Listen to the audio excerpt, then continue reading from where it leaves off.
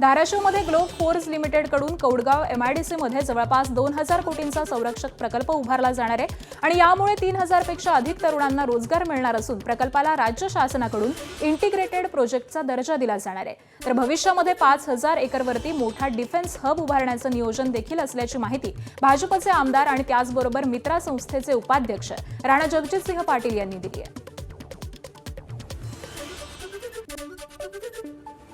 डिफेन्सचा एक क्लस्टर करण्याच्या बाबतीतलं नियोजन आहे आणि त्यातला एक महत्त्वाचा भाग म्हणजे गणेशजी निबे हे उद्योजक त्यांच्या ग्लोबल फोर्ज नावाच्या कंपनीच्या माध्यमातून TNT आणि प्रोपेलंट ह्या दोन गोष्टीचं उत्पादन धाराशिवच्या कौडगावमध्ये करण्याचं त्यांनी ठरवलेलं आहे। साधारण 2-1000 कोटीची गुंतवणूक, 2000 इंजिनियर्सना रोजगाराची संधी आणि अधिकचे 1000 इथे लोकांना काम उपलब्ध होणार आहे।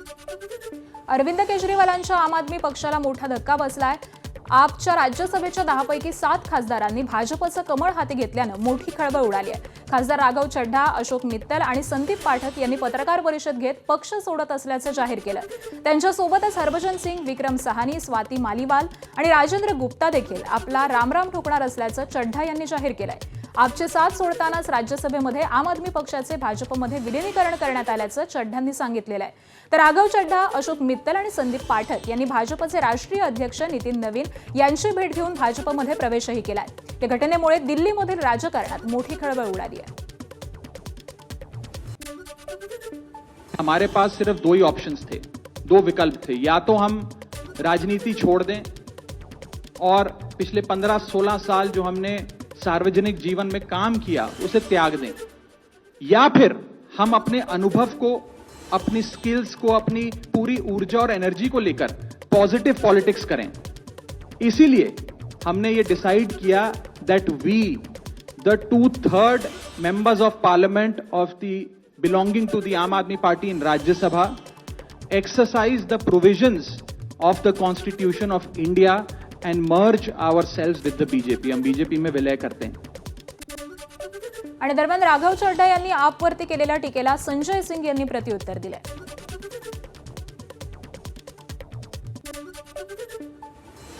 लाखों लाख करोड़ रुपए जिस पार्टी ने भ्रष्टाचार किया, इलेक्टोरल बॉन्ड से लेके लाखों लाख करोड़ रुपए का भ्रष्टाचार भारतीय जनता पार्टी ने किया।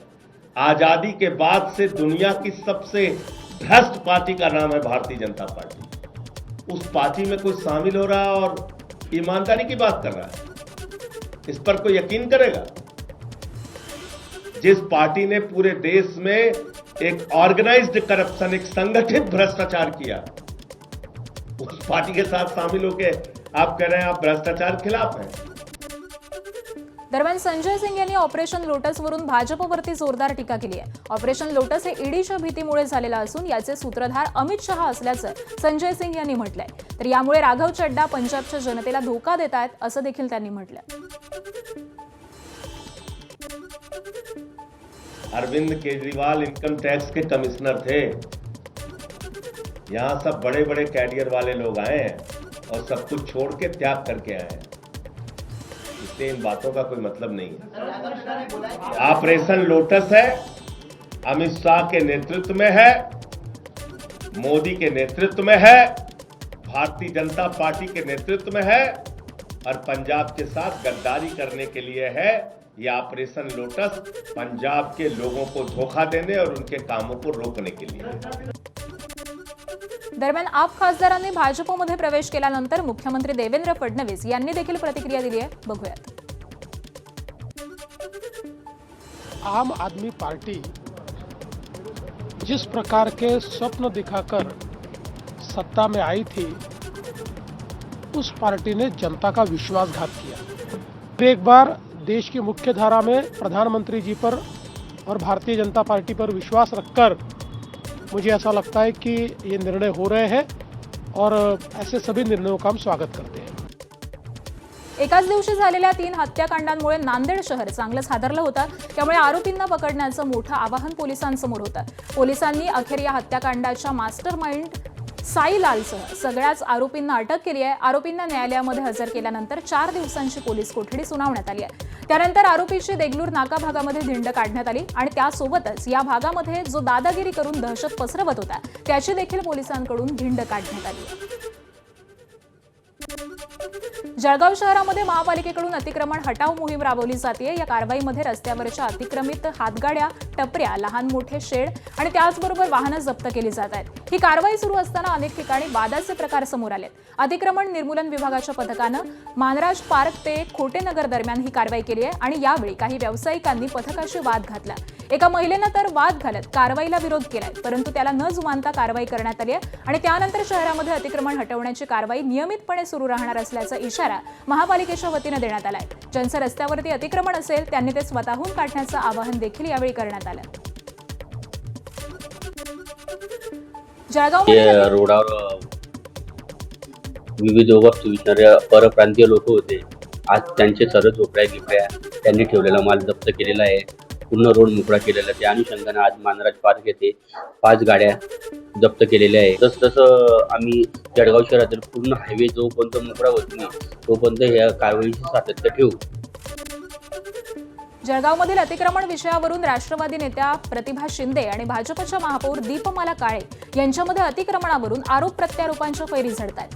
जळगाव मनपाकडून शहरामधील अतिक्रमण हटवली जात असताना महापौर दीपमाला काळे यांनी आपल्या हॉटेलच्या बेसमेंटचं अतिक्रमण अगोदर हटवावं, मगच इतरांच्या अतिक्रमणास हात लावावा, अशा प्रकारची भूमिका राष्ट्रवादी पक्षाच्या नेत्या प्रतिभा शिंदे यांनी घेतली आहे। तर महापौर दीपमाला काळे यांनी देखील त्यांना आव्हान देत आपलं हॉटेलचं अतिक्रमण आहे हे सिद्ध करून दाखवावं, ते सिद्ध झालं तर आपण ते काढून घेऊ, अशा प्रकारची प्रतिक्रिया दिली आहे।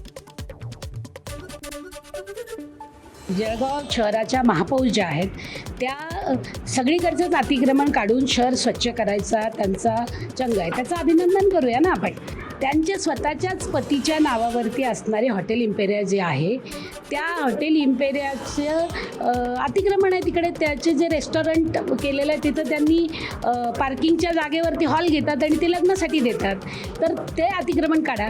काशीनाथच्या हॉटेलच्या इथला जो रस्ता आहे त्याच्यावरती अतिक्रमण केलेलं आहे, ते शाळा ज्या बांधलेल्या आहेत त्यांनी त्या कशावर बांधलेल्या आहेत, मग त्याही जरा व्हॅकेट करा।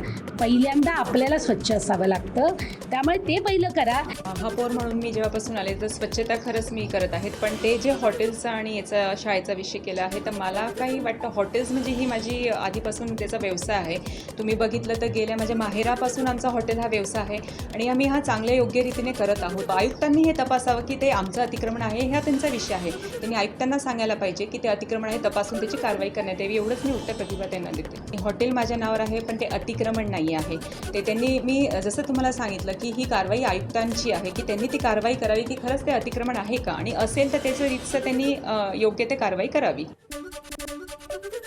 राज्यातील 21 शेतकऱ्यांना राजीव गांधी कृषीरत्न पुरस्कार जाहीर झालाय। शेतकरी सन्मान पुरस्कार प्राप्त शेतकऱ्यांच्या बांधावरती जाऊन हा पुरस्कार देण्यात येणार आहे। या सोहळ्याचं आयोजन राजीव गांधी कृषी विज्ञान प्रतिष्ठान अमरावतीतर्फे करण्यात येतं।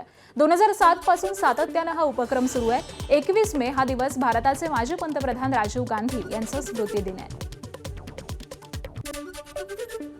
राजीव गांधी कृषी विज्ञान प्रतिष्ठान अमरावतीच्या वतीने राज्यस्तरीय कृषीरत्न पुरस्कार हा गेल्या 19 वर्षापासून आम्ही सुरू करतो आहे। यावर्षी 20वं वर्ष आहे आणि या प्रतिष्ठानचा उद्देश एवढाच आहे की महाराष्ट्रातील चांदा ते बांधापर्यंत जो शेतकरी नाविन्यपूर्ण शेती करतो, प्रयोगशील शेती करतो आणि जो त्याला फक्त शेती पिकवायची, देशाच्या प्रगतीत वाटा उचलावा अशा शेतकरी आम्ही निवडून त्याला आम्ही राज्यस्तरीय पुरस्काराने सन्मानित करतो। त्यामागची भूमिका अशी आहे की जो शेतकरी राबतो, कष्ट करतो, मेहनतीने शेती पिकवतो अशा शेतकऱ्यांचा सन्मान झाला पाहिजे।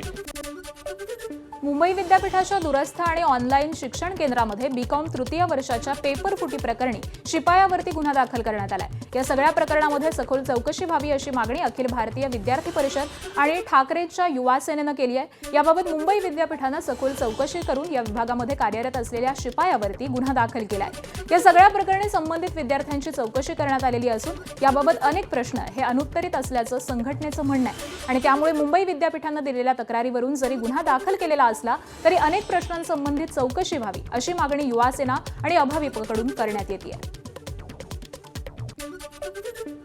पेपर फुटी प्रकरणी बीकेसी पोलीस स्टेशनला एफआयआर दाखल केला पण या गोष्टीचं दुःख वाटतं की ही घटना घडून जवळजवळ 15 तारखेला ही घटना विद्यापीठाच्या लक्षात आली होती, पण त्याच्यानंतर देखील केवळ विद्यापीठाच्या एका डिपार्टमेंटमध्ये हा पेपर फुटला आहे, खापर आपल्यावर फुटू नये म्हणून विद्यापीठाने दिरंगाई केली का असा संशय आम्हाला येत आहे। उशिरा का होईना मुंबई विद्यापीठाने काल उशिरा रात्री FIR दाखल केला।